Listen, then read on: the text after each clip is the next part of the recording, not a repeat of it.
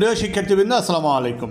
এই মুহূর্তে আমরা যে গণিতটি আলোচনা করব সেটি হচ্ছে log2 plus log4 plus log8 plus dot dot dot ধারাটির প্রথম 10টি পদের সমষ্টি কত।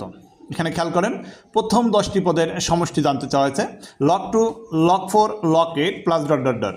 তাহলে খেয়াল করেন, log2 log2 to the power square হয় না, log2 কিউব হয়, log2 কিউব হয় মানে 8 যদি হয় তাহলে log2 কিউব, 2 এর উপর কিউব দিলে 8 হয়, প্লাস ডট ডট ডট।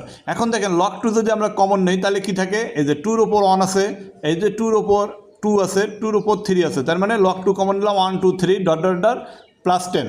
তাহলে এটা কি এনতম পদ যদি আমরা ধরি সমান্তর ধারা, তাহলে আমরা সূত্র কি জানি, n ইন্টু সমষ্টিগত n into n plus 1/2, n into n plus 1/2, এটা মাথায় রাখতে হবে। তার n ইন্টু মানে শেষ পদ n ইন্টু n প্লাস 1/2, ঠিক সেই কাজটাই করেছি, 10 ইন্টু 10 যোগ 1/2।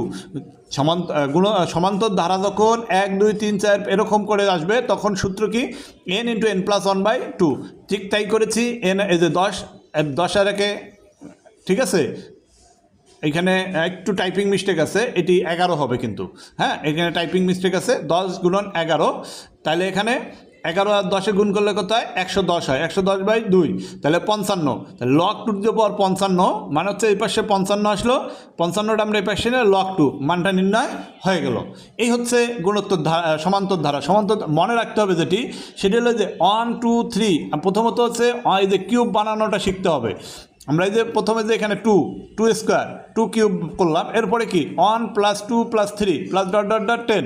তাহলে এখানে আমাদেরকে কি জানতে হবে, এখানে এই যে সমান্তর ধারা যেটা আছে এই ধারাটির সূত্র কি, n into n plus 1/2, n into n plus 1/2।